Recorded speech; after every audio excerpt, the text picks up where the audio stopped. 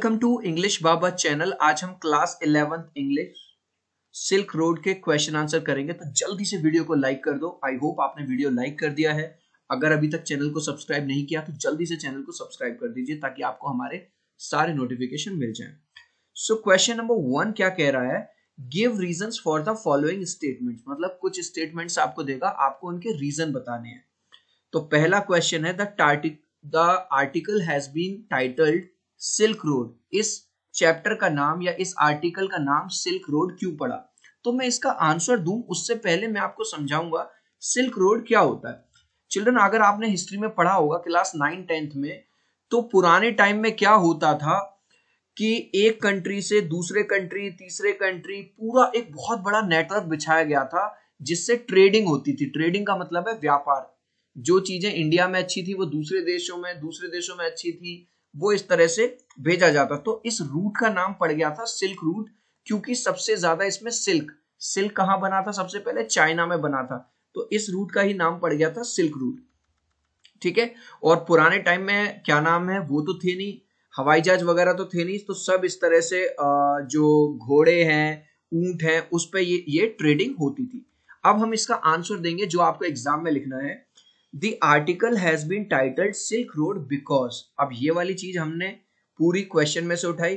The author explored the region of Old Silk Road, क्योंकि author ने ही वो ही reason, उन्हीं रीजन पे, उन्हीं जगह पे गया जहां पे क्या थी, ओल्ड पुरानी सिल्क रोड है।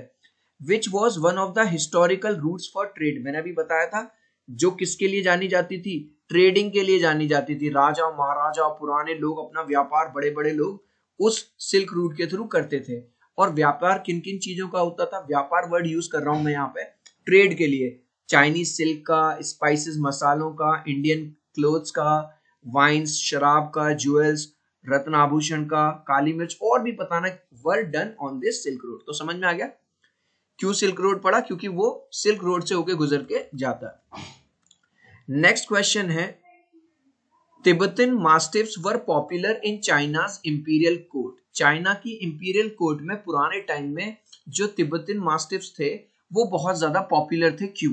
तो सबसे पहले हम समझेंगे तिब्बतन मास्टिफ्स होता क्या है। ये एक तरह की डॉग होते हैं, है ना, उनकी ब्रीड होती है, और ये बहुत ज्यादा खतरनाक होते हैं। इनका यूज किया जाता था एज ए वॉच डॉग, मतलब पहरेदार। और ये अपने दुश्मन पे, यानी कि जो बाहर के लोग हैं, उन पे गोली की तरह एकदम झपट्टा मारते हैं और बहुत ज्यादा डरावने होते हैं ये।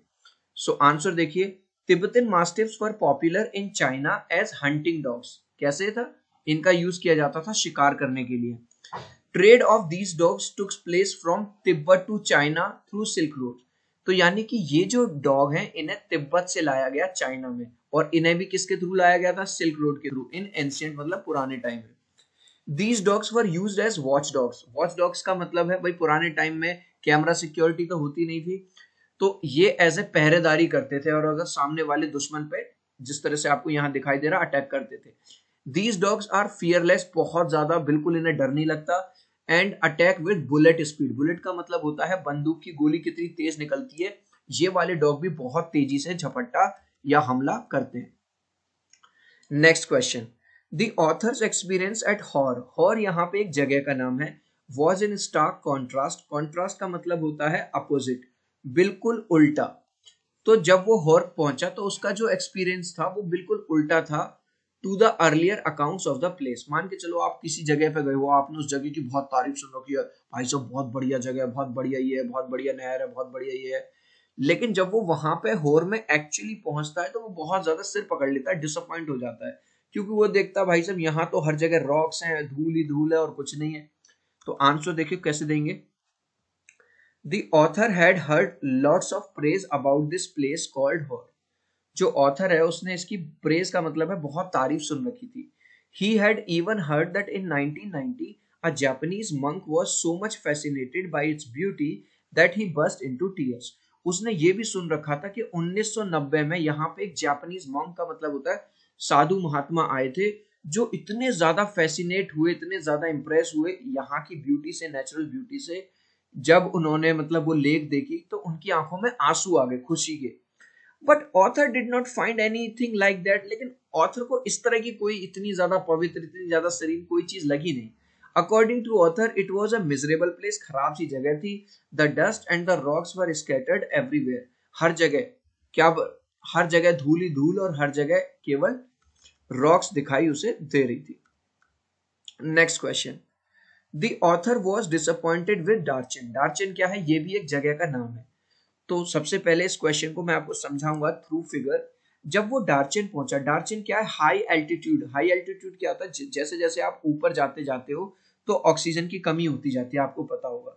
और क्योंकि वो जगह बहुत ठंडी थी तो उसे साइनस हो गया, कोल्ड हो गया, कफ हो गया, है ना, प्रॉब्लम हुई. यहाँ तक कि उसे रात में सांस लेने में भी प्रॉब्लम हुई और उसे अगले दिन डॉक्टर के पास जाना पड़ा. तो अब हम आंसर देंगे कि ऑथर डिसअपॉइंटेड क्यों हुआ डार्चिन में. The author was disappointed with Darchin because he had lots of health issues. क्योंकि बहुत सारे health issues हुए उसे वहां पे. It as it was on high altitude. एक तो वो बहुत ऊंचाई पे थी ये जगह. The place was so cold that he suffered from cold and cough.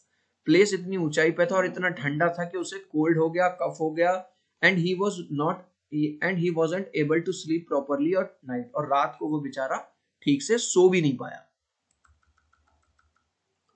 Next.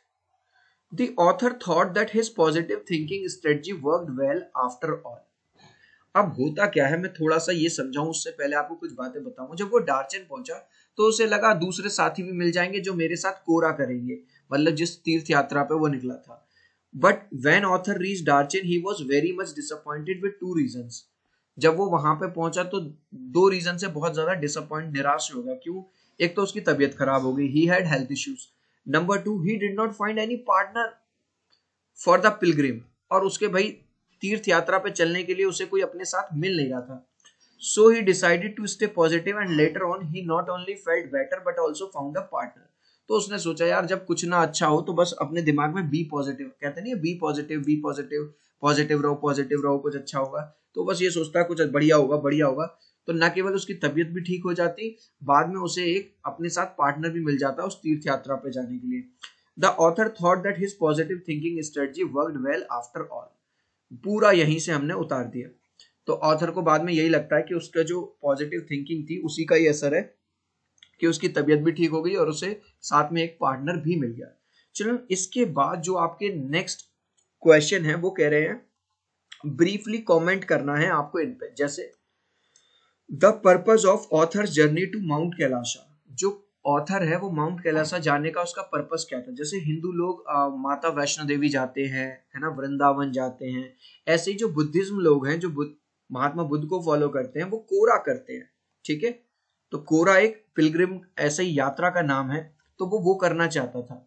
Children मैंने टेलीग्राम लिंक डिस्क्रिप्शन में दे दिया है. इंग्लिश बाबा 123 हमारे साथ जुड़ जाइए टेलीग्राम पे.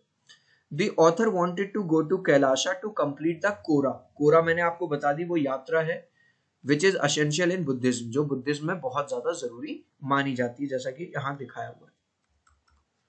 The author's physical condition in Darchin. अब ये वाली बात तो हम ऑलरेडी पढ़ चुके.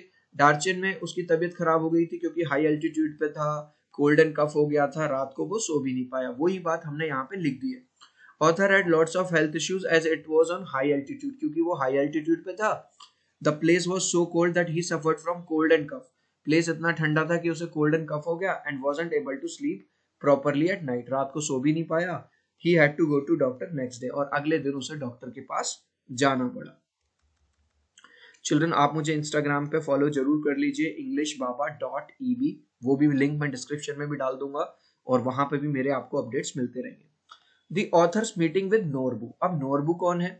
The author felt lonely at Darchin. जब वो डार्चिन में बिल्कुल अकेला हो गया, he was hoping to get a partner to complete Quora with. तो उसका मन कर रहा था यार ये जो मैं कोरा करूंगा, मैं दिखाऊं, ये है कोरा, ये वाली यात्रा, कि यार कोई अगर मेरे साथ चले तो भाई एक से भले दो कोई मिल जाए. There he met a Tibetan named Norbu. वहां पे उसे एक तिब्बत का एक आदमी मिलता है जिसका नाम होता है Norbu, who also wanted to complete कोरा. और उसे भी कोरा कंप्लीट करना था. They both decided to go together. और फिर वो दोनों डिसाइड करते हैं कि हम दोनों साथ में इस जर्नी को, इस तीर्थ यात्रा को पूरा करेंगे. नेक्स्ट क्वेश्चन है Tsetan support to author during the journey. Tsetan का सपोर्ट, सैटर्न ने क्या सपोर्ट दिया था ऑथर को. सैटर्न कौन है सबसे पहले ये समझेंगे. सैटर्न था ऑथर की गाड़ी का ड्राइवर, ठीक है। तो उसने क्या क्या सपोर्ट दिया? Saturn was very good driver. He drove the car very carefully on difficult routes. अब भाई माउंटेन की अगर आपने रोड्स देखे हो तो टेढ़े मेढ़े होते हैं, तो वो बहुत अच्छा ड्राइवर था और उसने बड़ी संभल के गाड़ी चलाई डिफिकल्ट रोड्स पे भी। During the journey he kept on telling about the different places on the way. आपने देखा होगा जब हम किसी ड्राइवर के साथ नई जगह पे जाते हैं तो ड्राइवर को तो पता रहता है कि बीच में ये जगह पड़ती है, यहाँ पे चाय अच्छी मिलती है, इस जगह को ये कहते हैं। तो वो भी ऑथर को सारी बातें बताता रहा, या इस जगह का नाम ये यहाँ है, यहाँ पे ऐसे लोग रहते हैं, ये खाया जाता है। At Darchen when the author had health issues Saturn took him to the doctor. और जब डार्चिन में ऑथर की तबीयत खराब हो गई तो ये सैटर्न ही था जो उसे डॉक्टर के पास ले गया। तो हमने देखा कि सैटर्न ने न केवल एज ए ड्राइवर बल्कि एज ए फ्रेंड और as a good human being सारी भूमिका निभाई है। लास्ट क्वेश्चन करेंगे। As a Buddhist, he told me he knew that it did not really matter if I passed away, but he thought it would be bad for the business. आपको पता होगा जब डार्चिन में उसकी तबीयत खराब हो गई थी ऑथर की, तो जो ड्राइवर था सैटर्न वो कहता है कि अगर आप सर मर भी गए, मतलब ऑथर से कहता तो भी कोई दिक्कत नहीं है, लेकिन मेरे बिजनेस के लिए खराब है। तो वो ऐसा क्यों कहता है? Saturn was a good Buddhist, अच्छा आदमी था वो, and believe that death was not the end of the life. क्योंकि बुद्धिस्ट लोग ये मानते हैं कि जो मौत है वो लाइफ का एंड नहीं है, हमारी लाइफ उसके बाद भी हमारी आत्मा अजर और अमर है, वो चलती रहती है। He said to author that it did not really matter if he passed away in Darchen. He का मतलब है ऑथर। उसने ऑथर को कहा कि यार अगर तुम यहाँ मर भी गए तो भी कोई बहुत बड़ी बात नहीं है। क्यों? Darchen being a holy place will directly take author's spirit in haven.